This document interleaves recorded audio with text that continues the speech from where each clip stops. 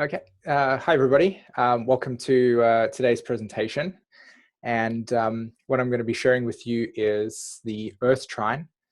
And what my main focus is going to be today for all of us is to highlight certain aspects and certain, not certain, but highlight this Earth Trine in a way that reveals this part of our psyche, this part of our perception of ourselves that, from my point of view, and I think that many of you that are sitting here today have already experienced, already know, are aware of to a certain degree, and are actively, in the polarity to what I'm talking about, which is the true sense of self. So I'm highlighting this false sense of self and how the outer world / Maya is operating in a way that when we are interacting with it, when we're interacting with the world and when we're interacting with what it means to be human, there's a lot of distortion, there's a lot of distraction. Okay.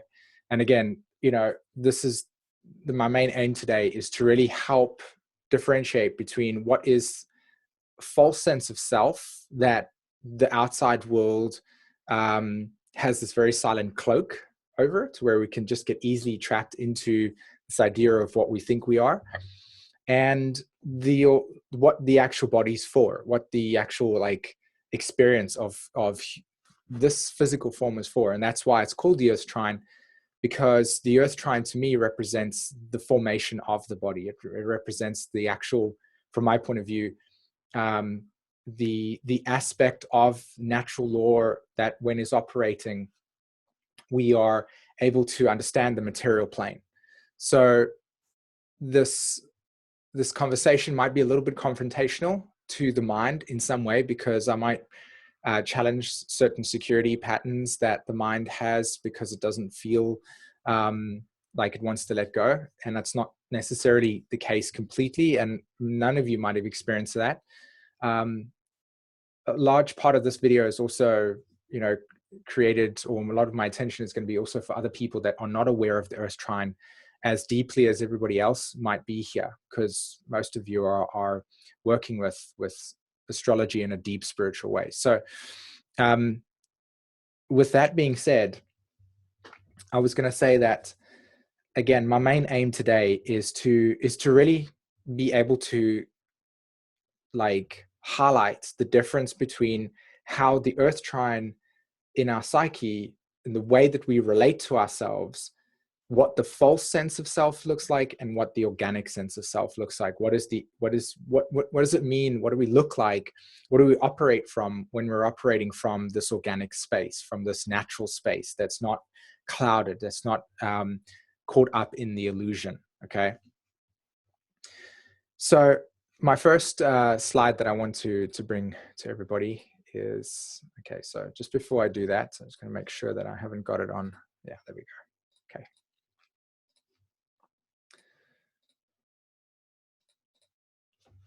Okay. So, like I said, the false sense of self versus the true sense of self. The idea here with the experience of being human on Earth has a lot to do with understanding the connection to the body, understanding the connection and the relationship that we have as light, as natural law, as the way that the elements of this material plane has formed itself and how we are interdependent with that form.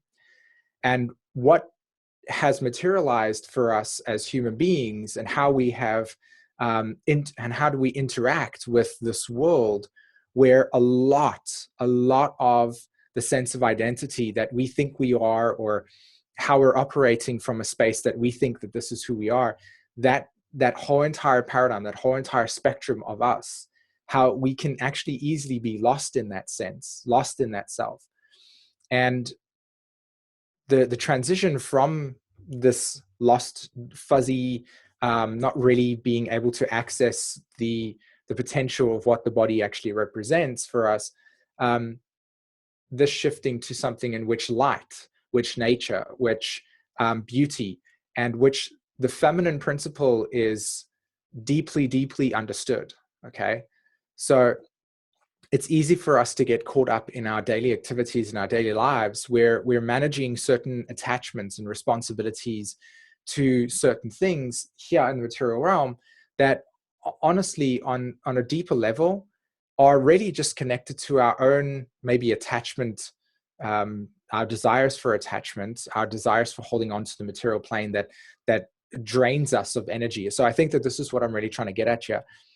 This is about moving away from what drains our energy, what drains our natural prana, what drains our attention every single day, and how we can begin to align ourselves with what is the most crystal and pristine light that we can represent. What does that look like? What does that sense of perception that each of us brings to the table that we can see so uniquely through, that's crystal clear? Okay, so this transition, this ability to discern between the two. Okay, so it leads to questions, right? It leads to questions. Firstly, before we can really understand what I'm sharing over here, before I even go into this Trine experience, what is the body? Okay, what is the function of the body? How is it operating?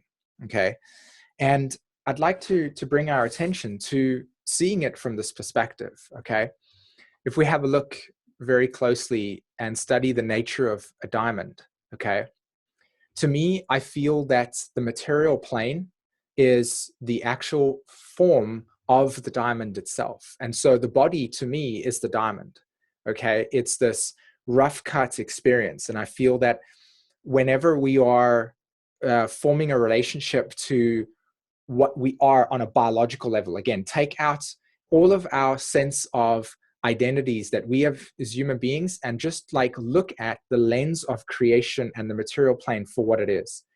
Okay, it's all made up of these different carbon materials. It's made up of these different compact pressures that over time, Capricorn, because remember the Earth trine is Taurus, Capricorn, and Virgo, or Taurus, Virgo, Capricorn, however you wish to put it across, doesn't really matter. But we have this pressure over time that pushes together, and eventually this condensed material forms. And so to me, I see the body as this diamond, okay? And I think there's one, I think Rihanna sings a song or does something along those lines where she talks about the diamond in the rough. It's like, it's the reference to the body, and it's the reference to that each of us come onto this plane and we are like this uncut version, this rough diamond.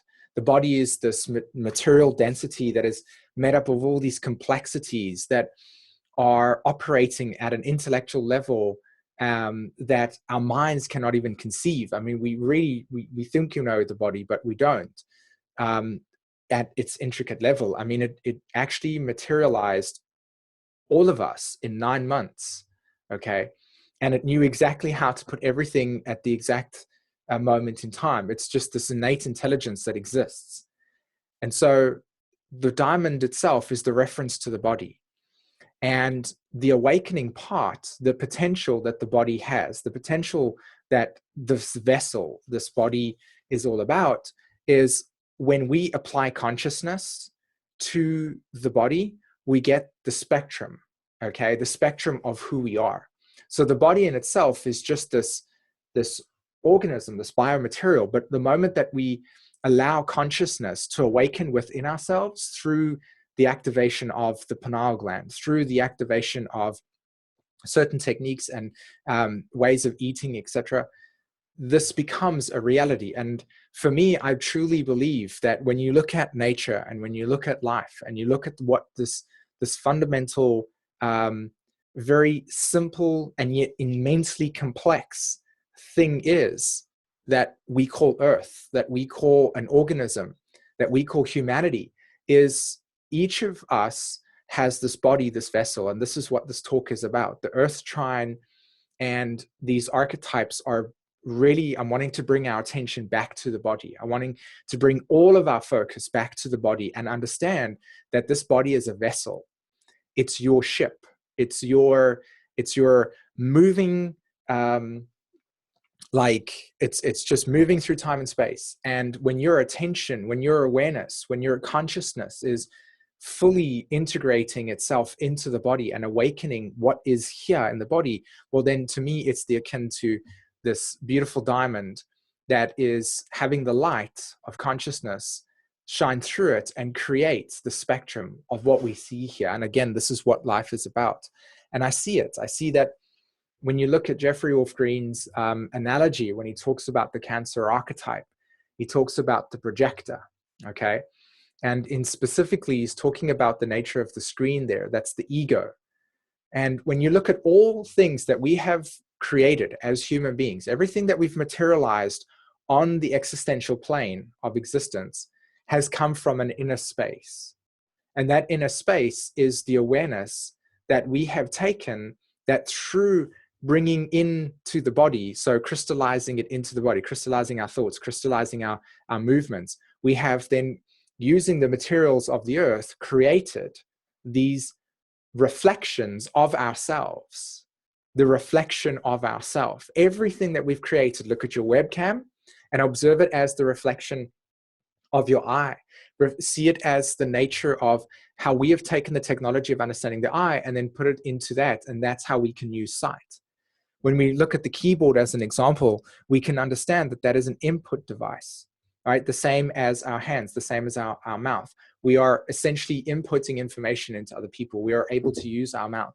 And so all of our functions in our body, all of the awarenesses that we have materialized within ourselves, the awakening of ourselves, we've materialized outwardly as well. And we use geometry. We use geometry to materialize these things. So when you look at the Cancer archetype, which of course, when you understand all of this stuff in a really deep way, which I'll get into, you can see that the sense of identity that we each have is this little mirror over here, okay? And when we have pure white light that just comes from this place, right? So this would be the reflection of consciousness. This would be the reflection of what we are in our most purest form. It's just light. It is just literally light.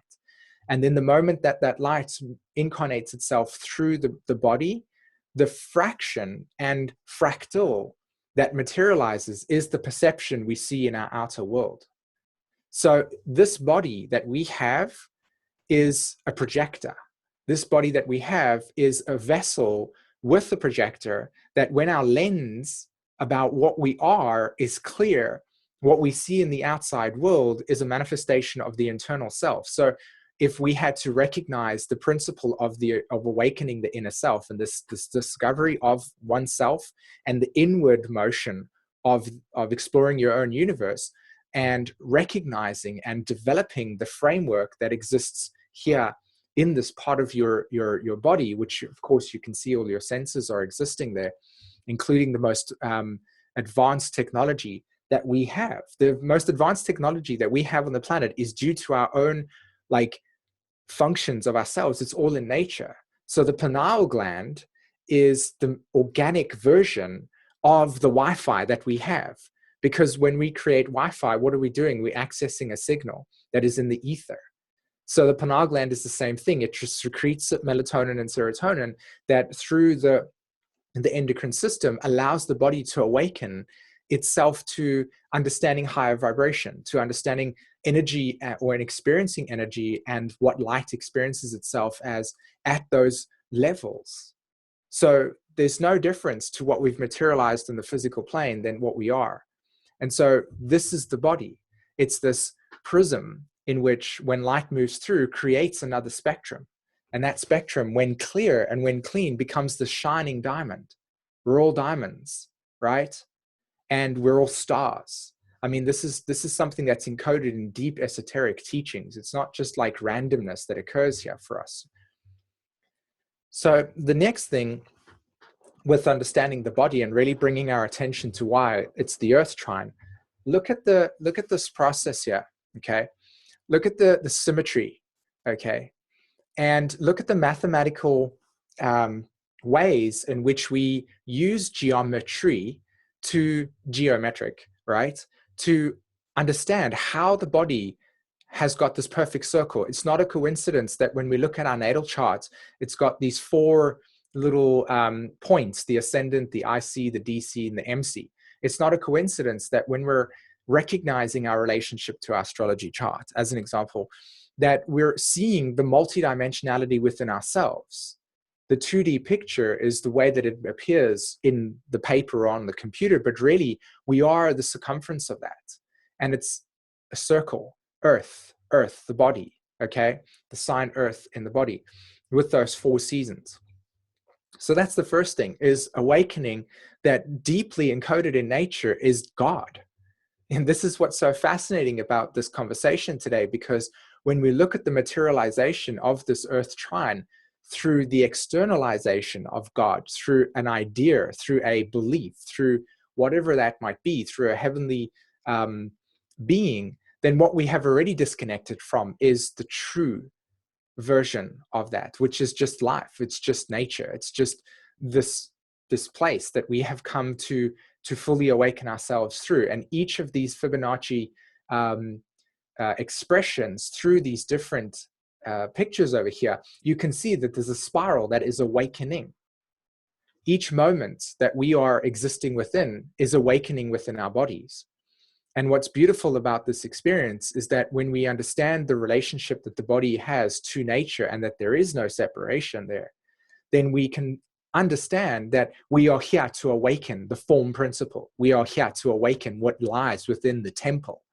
And again, so much of the esoteric and teachings and biblical teachings have referenced temples and the pyramids, as an example, as something that is, you know, outside of ourselves, that's mystical, but really it's just referencing the temple here within ourselves. And there's not a coincidence that the 2 temples exist there, you know?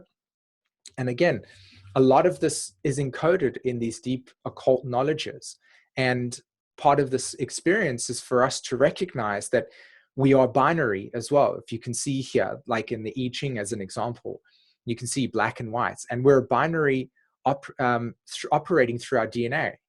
Okay, so our DNA and our genetics are part of the material awakening process, which is why, to me, whenever I look at astrology, I look at transits as an example and certain aspects that are going to be made, I can see that in my world, in my, like, you know, imagination, as it were, in my inner space, I see that as aspects and periods of time in which the genetic imprinting of our journey will be awakening, will be accelerating, right? So as a Uranus opposition begins to take place, this is the experience of us awakening to a higher dimension, like a higher space within ourselves, a more individuated consciousness. And the body begins to awaken itself through the electrical impulses that arise up the spine. These are not coincidental.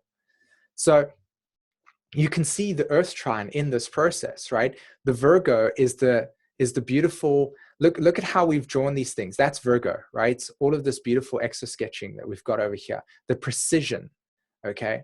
The body's precision, Virgo. The details, Virgo. Now, when you look at the Fibonacci sequence, if you imagine and start to animate these pictures, this form that is here it's not consistently in that form. It's materializing and maturing as it goes. Capricorn correlates to the archetype of maturation because it's the direction over time that leads us to the awakening of the inner self. So Capricorn's reflection in nature is this beautiful spiral dynamic that occurs at each moment. There is a new moment, Virgo, new moment in which the physical form, Taurus is the physical form, the senses, the phi ratio, the 5 senses, right? So the Taurus archetype there, the physical form, and the precise moments and details of every single patterning that's occurring, Virgo. And then how that direction materializes itself, Capricorn.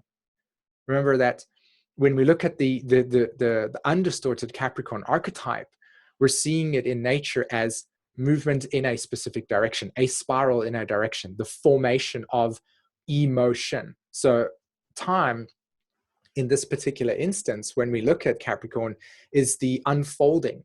So we would then say that that is the maturation process. And you can easily see this, that when we're born, from the age of 0 to 7, as an example, in the first like 7 years of our Saturn period on Earth, you know, we're very innocent.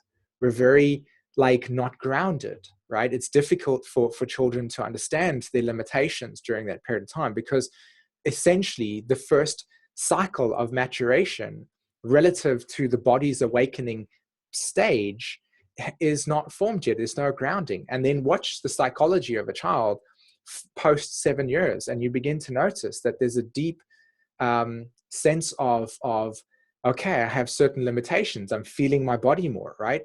So really, our Saturn cycles show us a beautiful process of how the unfoldment of our physical form is actually materializing. Okay, which is why when we get to our first Saturn return, we begin to notice that the body starts to become a lot less energized than what it was at the age of 15, right? Because this maturation process is going from youth and vitality to wisdom. You know, that's the father of time archetype there that's really coming out in that beautiful sense. So again, we see the phi ratio, the body form, right? 5 senses. And Leonardo da Vinci's drawing, I mean, this is a kind of like an Aquarius aged drawing version of it, but Leonardo da Vinci's drawing is that over there. So the final thing that I want to bring to this attention here regarding the body and what it actually means to awaken it, you know, let's have a look at these three beautiful pictures that reflect the templates. Remember that we're dealing with templates here. So the template of the body, the template of the Taurus, Virgo, Capricorn archetype, when you take on board the Pisces to Scorpio to Cancer archetype, right? So everybody, I've got some slides over here that will show you the actual zodiac. So when you've got this Scorpio, Pisces, and Cancer archetype in the water trine, and you superimpose it on top of the Earth trine, you actually get the Merkaba, right? So you're understanding this deep process that there's ancient, beautiful wisdom that is encoded in nature and in our bodies and within astrology, and that is here to awaken us in that sense. So if you have a look at this first picture over here, you can see it's called the 3D temple, okay? The physical body. And the physical body template is simply the biology of the body. So again, like I said, we've got an endocrine system. This endocrine system is responsible for the hormones that we have in our body. And part of this process is recognizing that the temple, right, in which the deep spiritual awakening process exists is in the limbic system with the pineal gland and the pituitary gland, right? And when you look at the brain itself in terms of the cerebral cortex, and I spoke about this in last week's conversation around when we look at the dark eros as an example, right? For a long time, the materialization and the development of the prefrontal cortex as well as the neocortex has got a lot of suppression thought processes in it, really limiting thought processes. So when this awakening of our pineal gland exists, there is a deep suppression of those emotions, of those experiences. And so what happens to us is that in this physical form, we're actually shut down completely. And this is what I believe is the trajectory of human beings. This is what I believe is where we are heading in terms of the potential that we all can have. And I think that we've already been on this trajectory for almost 250 years, but it's becoming more and more accelerated at this point. And that's why these things are so fascinating. And for me, I find deeply valuable, because when we really spend time reflecting on this and we begin to observe it outside of ourselves in terms of the world, we can see that these archetypes are truly here. It makes a lot of sense, especially for the Pluto and Virgo generation, who are right now getting to the crest of what their existence is about. Most of you are completed your Chiron return. Most of you are in the process of your Chiron return or about to go through it.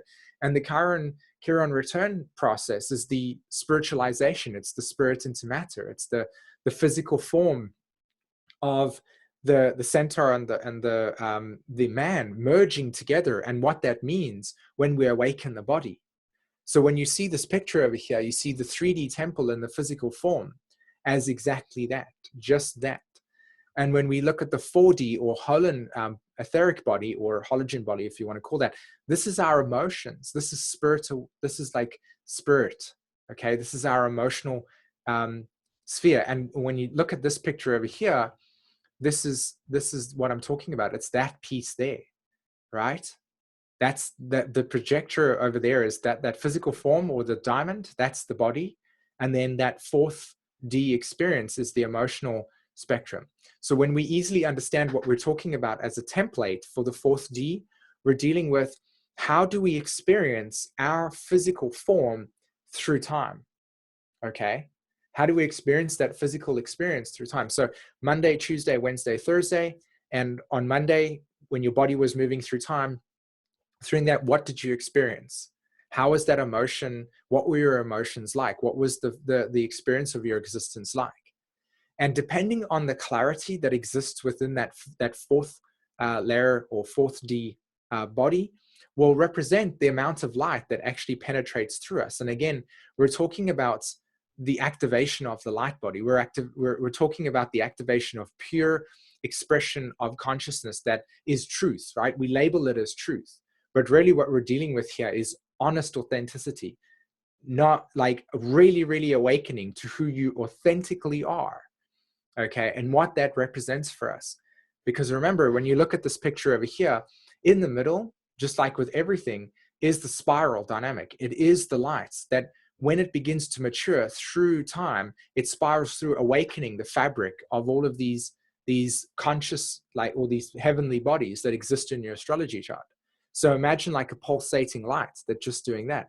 And as that happens, it just awakens all the dimensions. But when it goes through the astrology, depending on what types of aspects and phases you've got, say, for instance, you've got Pluto square Mars, or Uranus in conjunct Mercury as an example, or Venus square Pluto, all of these dynamics are going to be reflected in your psyche, and they're going to materialize in terms of what you're here to see and understand and experience. So when we see astrology as an opportunity to awaken our own consciousness and what we are seeing through our own diamond, then we get to recognize that it's about the combination of all of these three symbols. It's about recognizing the body is connected to the spirit through the emotion, through the experience of those deep emotions. That's why the body has that. It purifies the soul. It cleanses the soul.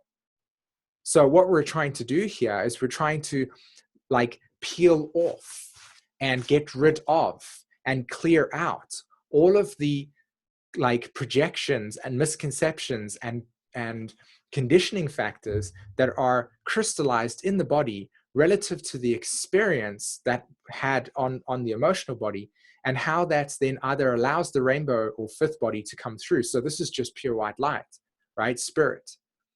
So it's trying to get through that place. And if this is completely like all distorted and emotions are not in the correct places, then what we have here is the body materializing all of those issues, right? It's not a coincidence that when the body gets ill or gets a certain reaction on it, it says, hey, buddy, there's something happening over here. That's where light is materializing in a dense way, because we're all dealing with the dense form here. So we're trying to break this thing. We're trying to allow ourselves to awaken to the three and not the duality. Okay, the duality is this world that we see, and the this and the that, the on and the off, as an example. But what we're trying to do is awaken ourselves to seeing deeper into ourselves, because when we see deeper into ourselves, we see deeper into the fabric of existence. And that what allows us to really have an enriching experience, as an example. So the body helps us with this process. Okay, so here you have distraction, and you have the Earth Trine, right? So I'm getting my little cursors over here. I'm just going to stop there for a second. Is everybody following me so far? Absolutely, yes. Thank you. Yes, definitely. Okay, awesome. Okay, so let's have a look at some of the things that the way that the Earth trine and the body and distraction or misdirection. That's something that's really interesting about this experience. I wanted to call this talk about magic and misdirection, because when we're experiencing magic, we're experiencing the fullness of our pineal gland, just allowing us to see the spectrum of consciousness and the spectrum of light, because ultimately we are that, right? The physical form is the diamond, and again, the light is coming through that. However, we also have misdirection. All the great like magicians, as an example, would be allowing us to see magic occur through misdirection. And I invite you to experiment with this as an example, okay? Let me show you what I mean about misdirection and distraction, okay? And then see it in the Earth trine. Every single time we look in the mirror, remember, what is the mirror? The mirror is this interesting invention that we created that gives us this opportunity to see the reflection of ourselves, okay?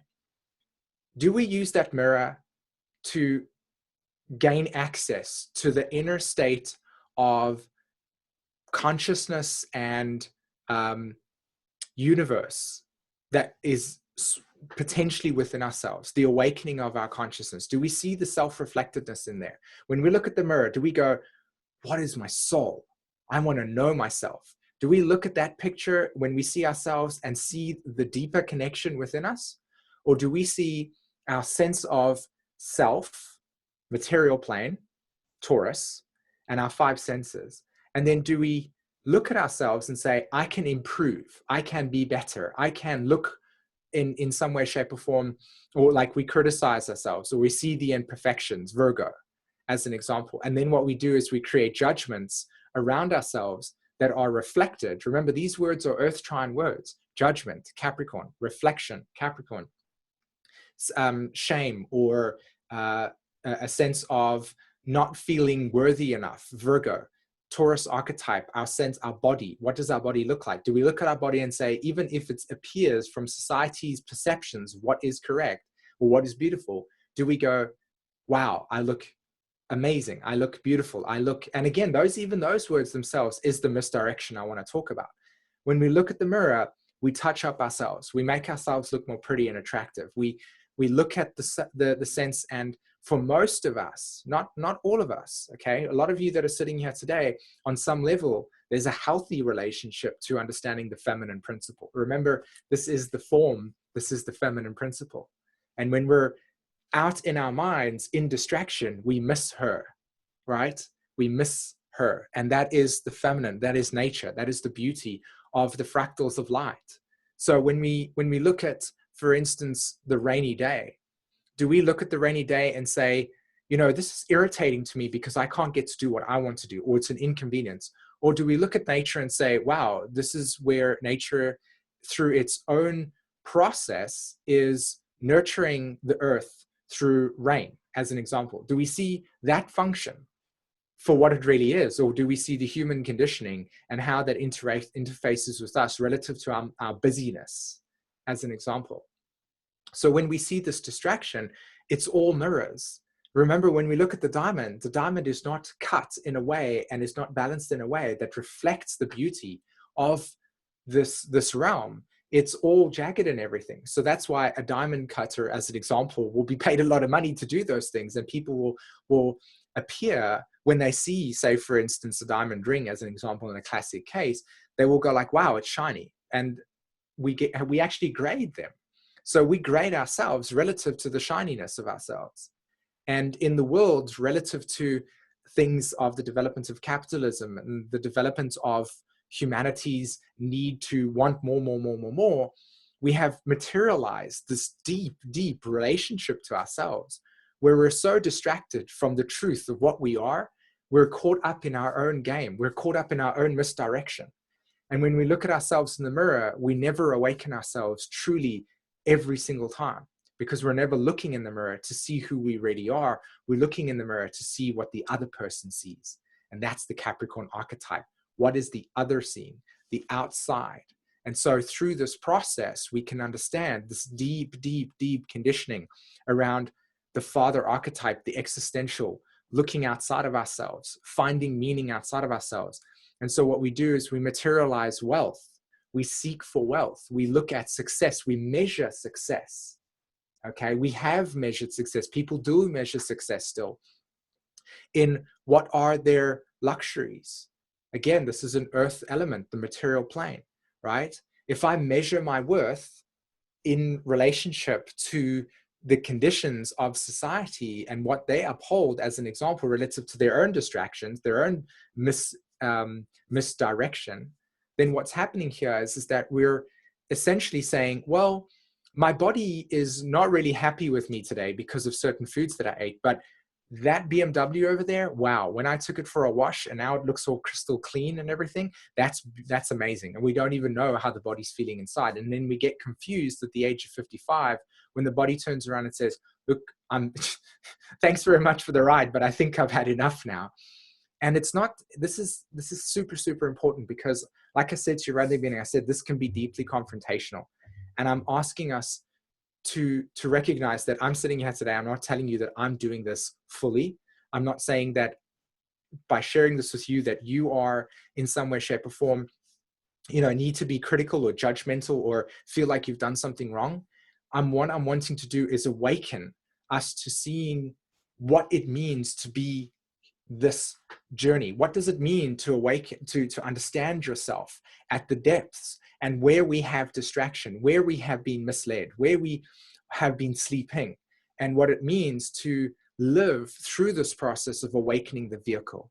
And that when we are able to discern the distraction from the dream, we can then see the potential that we have. And we can manifest from that place. We can materialize from that place. And it's a beautiful thing because it becomes this opportunity to really, really, truly understand what we are here for in that sense. And again, when I say here for, I don't mean it in a sense of that's the meaning, because we all give our subjective meanings to these things. But the potential for the body on a mechanical and on a physical level, right? Through science in that sense, quote unquote, because there's a difference between science and science. I just wanted to see somebody had written in the chat. So I just want to quickly. Okay. So let's have a look at more of the distraction, more of the misdirection, magic tricks. Okay. So scarcity, time, and crisis. Everybody can imagine what scarcity links to, right? Taurus. What does time relate to? Capricorn. What does crisis relate to? Virgo. So now look at the world today and truly, truly ask yourself, with all the amount of ocean water there is, and the capacity for human beings to use their mind to materialize inventions that allow us to never need scarcity around water, why do we have this propaganda being pushed? Why do we have things like the CEO of Nestle turn around and say, water is something that human beings, it's not a human right? I mean, this is insanity. This is the dark side. This is the stuff that we don't want to talk about because it confronts deep emotions within us. We bring up a lot of anger. It brings up a lot of the aspects of ourselves that don't allow us to see the world in a way that is not okay.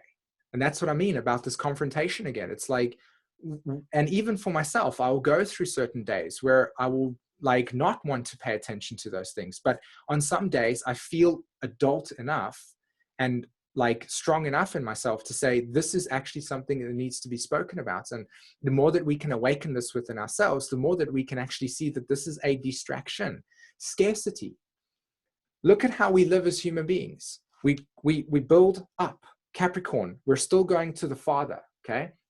And the reason why we're still going to the Father is because when you look at the people that are materializing those up like apartments, their main concern is how much time I can save in my production, how much of my abundance can I score for myself, and how much profit I can, cut out from these things. It's all about wealth. It's all about the distribution of money, but it's coming from a space of contraction.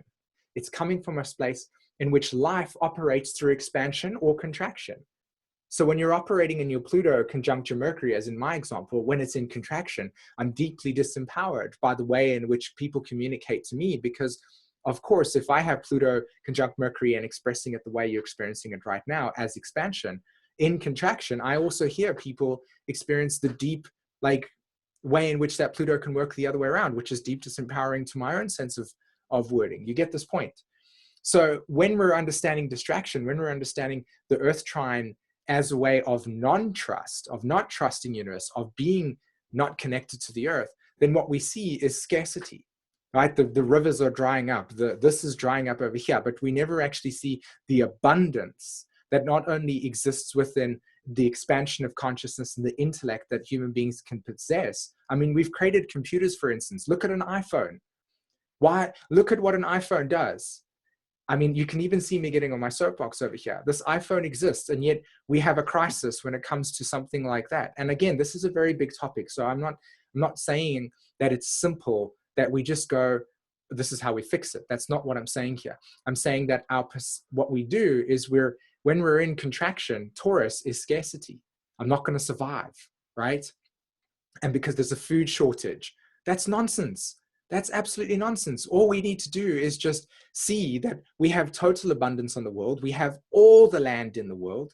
Why do we huddle up like this? Because we've been conditioned and homogenized to exist that way. And this process of expanding outward like that cannot be done over one day. So the fact that we can just like say, okay, well, now Simon said that I shouldn't live in an apartment because he's telling me that I'm homogenized. That's not what I'm saying. I'm saying that through our conditioning, through the way that we've structured things, through the scarcity, through this, how can I get to work quicker? How can I eliminate the most amount of time it takes for me to get to a place to be, so that I can experience more of my abundance out of those situations? How much of my process, Virgo, do I not have to experience a crisis through, right? And it's deep. This is really, really deep. Look at the way that we make decisions. It's all about this process of time, right? And we have got time. But I ask you this question: time, me. Look at the body. Look at what I talk about as the body, the material plane. So I sit here in Sweden. Everybody else is in their different parts of their world. And my body cannot simply just teleport to where everybody is. We can't just teleport to the same place. So the body, the material plane, is limited. It is like tied, literally, to time. So when we understand this process, we recognize that, of course, we're moving through time. And this time, in terms of our heads, is the measurement and breaking up. But how many of us experience a crisis when somebody says, oh, you haven't been on time?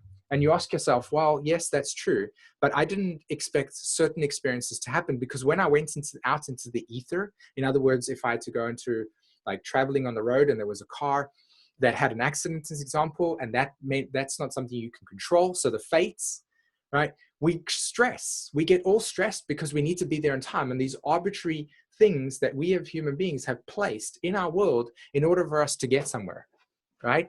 So we're tied to this process. We're tied to the timing of things, whereas really we're not actually connected to the natural cycle of how things unfold, which again is a deeply confrontational thing, because it shows us what we are, where we are, and how we are not in this process of fully awakened. And this is, of course, where we are. So that, again, there's no demonization here. It's just what it is, right?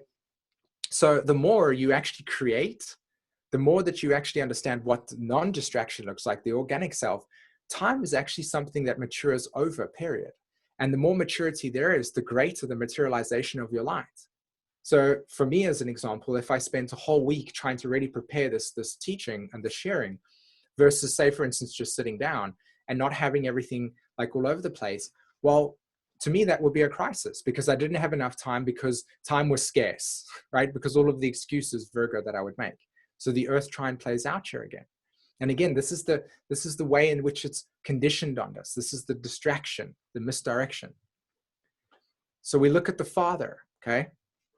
We understand this process of the Father. Remember, everything is the government. Everything is the omnipotent one that exists outside of ourselves. This is the distraction. So when we talk about the Father archetype, what we're dealing with here is the existential power that we are giving, the existential like attention and value and worth we're giving to something outside of ourselves that puts us in bondage, that puts us in slavery. Okay. And when these are strong words, but when I say slavery, I mean we're giving our time to something that we don't want. Again, of course, when we're operating in our true self, we're giving attention to things that we do want. And it's not then slavery anymore. Then it's just true abundance. And we're consistently experiencing the body in this higher state of being, this blissful state. So, Father, time, right? Not a coincidence.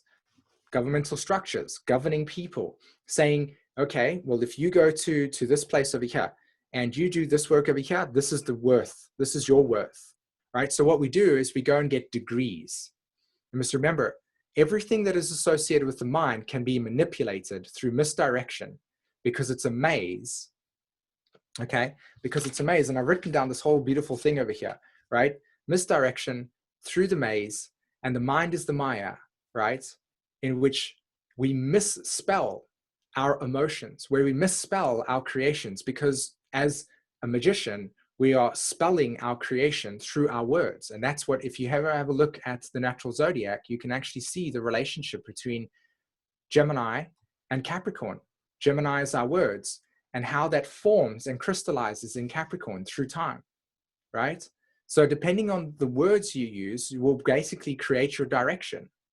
So depending on how your mind is operated will literally take you on your direction.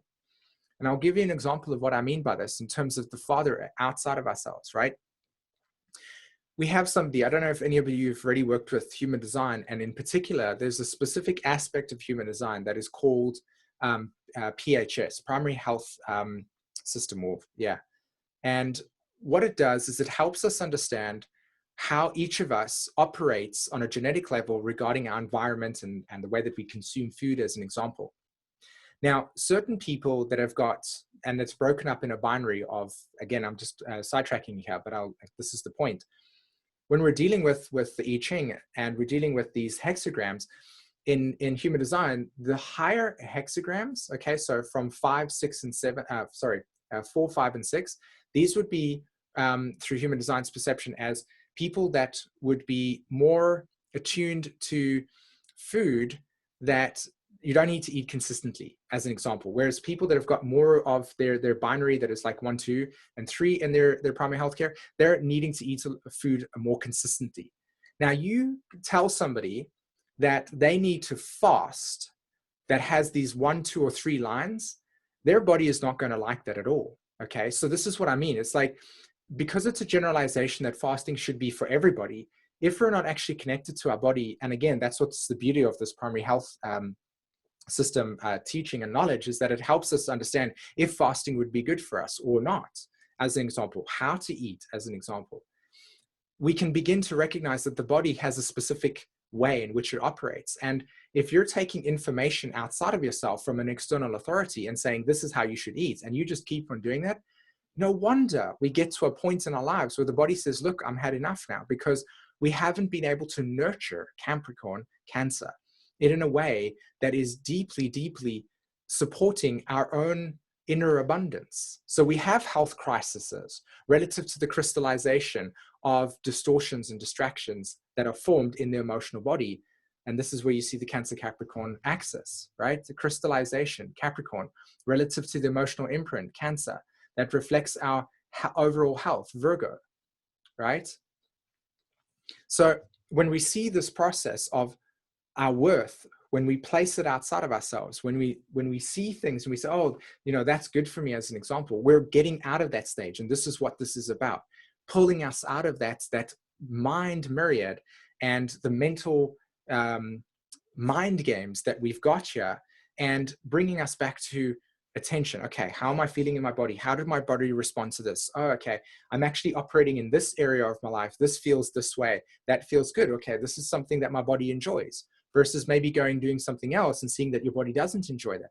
And actually just monitoring that, like getting really deeply connected to the form principle as it moves through time and seeing how you feel. It's such an amazing thing to experience. Okay, so there's lots to cover, so I'm super sorry if I'm going over time. I have no idea how far I am or where I am. But Simon, you have about 10 minutes left. okay, let's go on to misdirection again. Again, everything is about distraction and misdirection. Look at skin, Capricorn. Okay, we value in a consensus world, like most of us are sitting here today, see beyond this process. That's the transcendence. So really, if I were to say distraction and within ourselves in the Maya, we're just in a kind of consensus reality. We're not really seeing ourselves truly. But when we're in a more awakened state, as an example, we're transcending the physical limitations and bondage and boundaries that the form has, that allows us to divide. Again, looking at these words, division, separating, okay? But when we're divided, what we create is, again, these issues that we have here, right? Control and domination through a crisis in the Taurus archetype that leads to the body, to the material plane, not being able to be honored for what it really is. So look at race wars, right? All materialized because of the sheath over the body, the skin color, the tone. Now you must remember that everything is frequency and light. So when we're operating in a frequency in which there's these, where we say, okay, well, that type of country has that skin color, that's their traditions, that's their way of being, we have this, and we compare it and contrast, but we make the judgments based on the skin color, then what we are is dividing, and it's a distraction, because we are all coming from the same space. We're all organic. Our expressions of fractals are different, yes, but to judge ourselves, Capricorn, on the skin color leaves for race divide, leaves us. I mean, you just have to look at history in terms of South Africa and this thing called apartheid through patriarchy as an example. We can look at America during those times as well. Again, like I said, with, the thing that only comes to mind is Martin Luther King, but there was those experiences and still exists today. We look at the world and how we have these race wars, and it's divided because we're seeing the skin color. We're not seeing the spirit.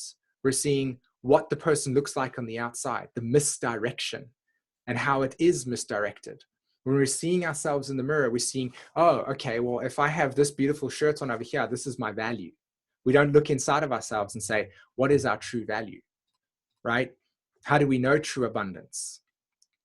So when we're awakening ourselves and we're understanding what it means to see the earth trine in a clear way, we're understanding that we're awakening our own inner knowledge. And it's not logic. It's not like a logical belief system. Okay, I do this and then that will happen. Okay, so therefore that's that. It's not a belief system as well. It's not a cosmological identity that we associate with. It's experiencing each moment of our existence in the present. We're not in the past. That's the crystallization of traditional behavior patterns that we call karma. It's not a coincidence that in the world that we live in today, we have these consistent traditions that brings us back on the same symmetry. Christmas, every single year, we celebrate this thing, right? And it's hilarious because most of us have such deep internalized trauma around Christmas, because what we're actually celebrating on large sense is the materialization. And we spend a lot of our finances and hard-earned abundance in giving to other people in a way, not because that's what we truly feel inside of ourselves, but a lot of it comes out of guilt. Oh, we're expected to do this. This is how we should be operating through here, right?